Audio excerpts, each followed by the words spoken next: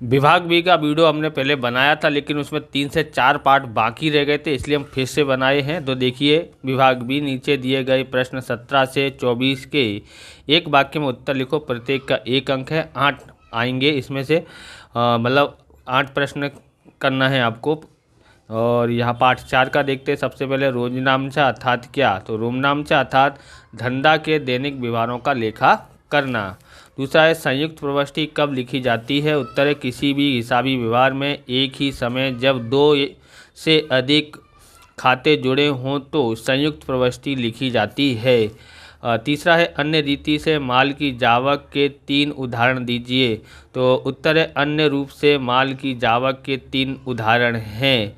दान में दिया गया माल, विज्ञापन में नमूना के रूप में गया माल, आग से जल गया माल, और चौथा है निजी उपयोग में गया माल। चौथा देखते हैं व्यापारी भत्ता क्यों दिया जाता है? उत्तर है व्यापारी भत्ते की शर्त से ग्राहक बड़ी मात्रा में खरीदी करने के लिए ललचाता है, प्रेरित होता है, इसलिए व्यापारी भत्ता दिया जाता है। अब देखते हैं कसर किसे कहते हैं? उत्तर कई बार व्यापारी लेना या देना के निपटारे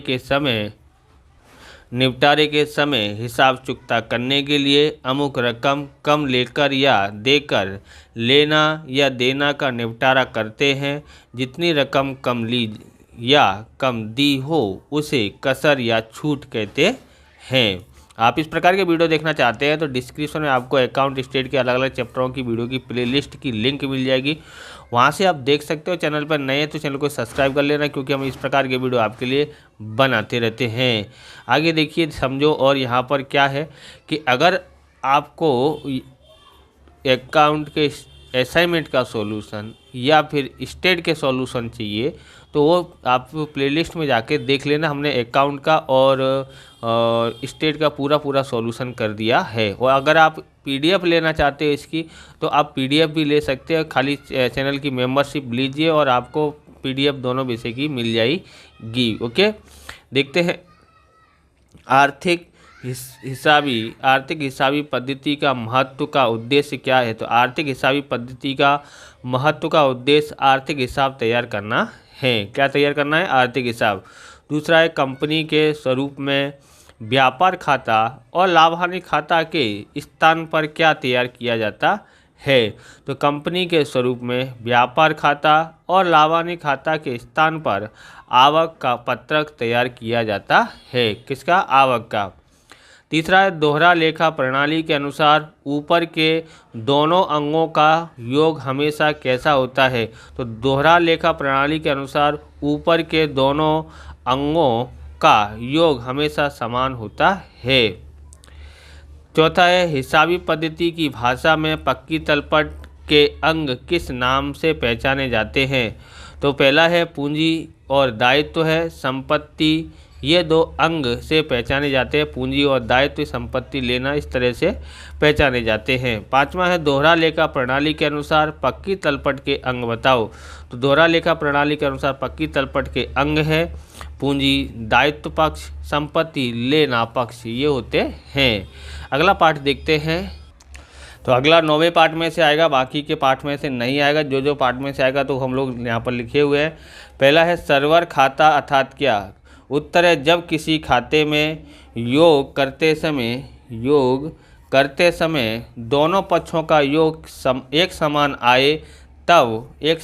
आए तब उसकी कोई भी बाकी नहीं मिलेगी, इसलिए ऐसे खाते को सर्वर खाता कहते हैं। दूसरा खाता बही नामा की कैसी बही है? तो खाता बही नामा की मुख्य बही अथवा प्रधान लेखा बही है। तीसरा रोकड़ खाता की कौन सी बाकी होती है, किस लिए? तो उत्तर है रोकड़ खाता की हमेशा उधार बाकी होती है। रोकड़ की आवक से जावक अधिक हो सकती नहीं है, इसलिए उधार बाकी ही हो सकती है। अगला देखते हैं खाता बही की बाकी अर्थात क्या? तो खाता के निष्कर्ष के लिए किसी भी खाते की उधार पक्ष की रकमों और जमा पक्ष की रकमों का अंतर ज्ञात किया जाता है, उसे उस खाते की बाकी कहते हैं। बंधी हुई स्वरूप की खाता बही किस लिए व्यापारी अधिक पसंद करते हैं? उत्तर है बंधी हुई स्वरूप की खाता बही कम खर्चीली और रखने की दृष्टि से सरल होती है, इसलिए बंधी हुई स्वरूप की खाता बही व्यापारी अधिक पसंद करते हैं। पाठ का 3 का देखते हैं, भाग 2 का आ गया है तो पाठ 3 आ गया है। बराबर, जो जो पाठ आएंगे उन्हीं का हम सॉल्यूशन कर रहे हैं, तो ध्यान रखना। पहला है अनामत के प्रकार बताओ। तो अनामत के 2 प्रकार हैं, एक है राजस्व अनामत, दूसरा है पूंजी अनामत। ओके, राजस्व अनामत में सामान्य अनामत, विशिष्ट अनामत, गुप्त अनामत आता है। आगे देखते हैं। बराबर, अनामत फंड अर्थात क्या? तो सामान्य अनामत की राशि का उपयोग व्यवसाय के बाहरी विनियोग में किया जाए उसे अनामत फंड कहते हैं, अनामत फंड के रूप में जाना जाता है। अगला देखते हैं, पूंजी लाभ के 2 उदाहरण दीजिए। तो उत्तर है संपत्ति के विक्रय पर मिलने वाला लाभ, दूसरा है शेयर या डिवेंचर के बाहर प्रकाशित करने पर मिलने वाला प्रीमियम, चौथा है राजस्व महसूली अनामत किसे कहते हैं? जो लाभ माल की खरीदी बिक्री और धंधे की अन्य नियमित प्रवृत्तियों में से उपस्थित हुआ हो उसे राजस्व लाभ के रूप में जाना जाता है। इस राजस्व लाभ में से जो अनामत उपस्थित की जाती है उसे राजस्व अनामत कहते हैं। फिर है पूंजी अनामत किसे कहते हैं? जो अनामत पूंजी लाभ में से उपस्थित किया जाए और जिसका उपयोग सामान्यतः डिविडेंड बांटने के लिए न करें सके, ऐसी अनामत को पूंजी अनामत कहते हैं। अब पाठ 6 का है। पाठ 6 देखिए। पहला है रूढ़ि चुस्त धारणा किसे कहते हैं? तो उत्तर है हिसाबी चौपड़ा लिखते समय संबंधित भावी नुकसान को ध्यान में लेना परंतु भावी लाभ या उपज को ध्यान में न लेना, ऐसी धारणा को रूढ़ि चुस्त धारणा कहते हैं। दूसरा है माल की बिक्री उपज का संपादन कब हुआ कहा जाएगा? तो माल की बिक्री के किस्से में माल की कानूनी मालिकी की फेरबदली बेचने वाले के पास से खरीदने वाले की तरफ हुआ हो तब बिक्री की उपज संपादन हुआ गिना जाएगा।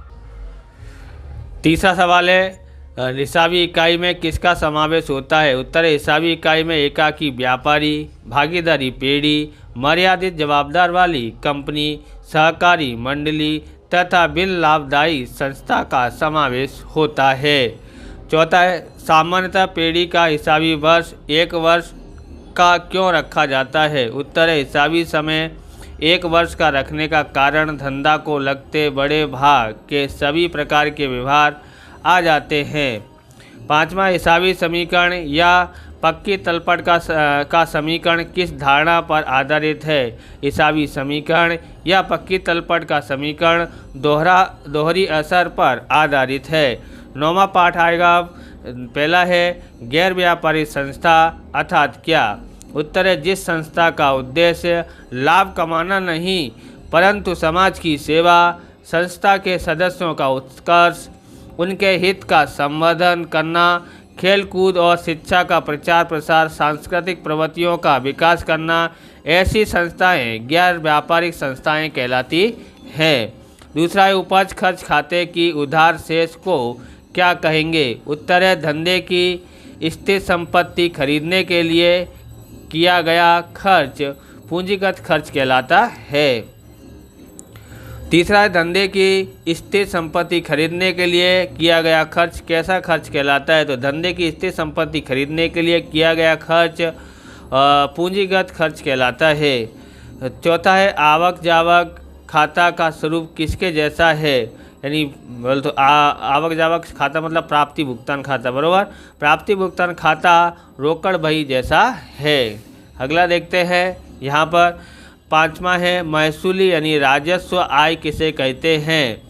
उत्तर है जो आय संस्था को नियमित रूप से मिला करती हो और सामान्यतः संस्था की प्रवृत्ति में से मिलती हो उस आय को राजस्व आय कहते हैं। पाठ 10 देखते हैं। पहला है स्थिति दर्शक पत्रक या निवेदन अर्थात क्या?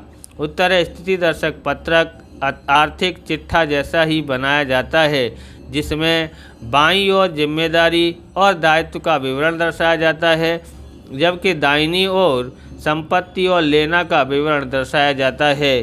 दूसरा है पूंजी की तुलना की रीति में कौन सी पूंजी की तुलना की जाती है? उत्तर है पूंजी की तुलना की पद्धति में प्रत्येक वर्ष के अंत में लाभ या हानि ज्ञात करने के लिए प्रारंभ की पूंजी और अंत की पूंजी की तुलना की जाती है। तीसरा है लाभ हानि दर्शाते पत्रक में अंतिम पूंजी में किन विवरणों को जोड़ा जाता है अथवा किन विवरणों को घटाया जाता है? उत्तर है लाभ या हानि दर्शाते पत्रक में अंतिम पूंजी में रोकड़ आहरण माल का आहरण तथा धंधे में से चुकाई निजी खर्च जैसे जीवन बीमा प्रीमियम आयकर वगैरह को जोड़ा जाता है तथा प्रारंभिक पूंजी तथा वर्ष के दरमियान लाई गई पूंजी को घटाया जाता है। चौथा है एक हरा लेखा पद्धति अनुसार कौन हिसाब रखता है? उत्तर है सामान्यतः फुटकर धंधा करने वाले छोटे व्यापारी ही एक हरा लेखा पद्धति के अनुसार हिसाब रखते हैं। पांचवा है स्थिति दर्शक पत्रक किसके जैसा है? उत्तर है स्थिति दर्शक पत्रक आर्थिक चिट्ठा जैसा है। तो ये है हमारा क्लासमेट का ऑक्टेन जेल पेन है, खूब ही शानदार चलने वाले पेनों में से एक है। देखने में भी अलग अलग कलर में ये उपलब्ध है यहाँ पर, बराबर। तो आप ख़रीदना चाहते हैं या चेकआउट करना चाहते हैं तो डिस्क्रिप्शन लिंक है या वीडियो के नीचे लिंक है, वहाँ पर आप चेकआउट कर सकते हैं, बराबर। पहला है यहाँ पर पार्ट 11 का, बाजार में मिलने वाले तैयार सॉफ्टवेयर में कौन सा सॉफ्टवेयर अधिक प्रचलित है?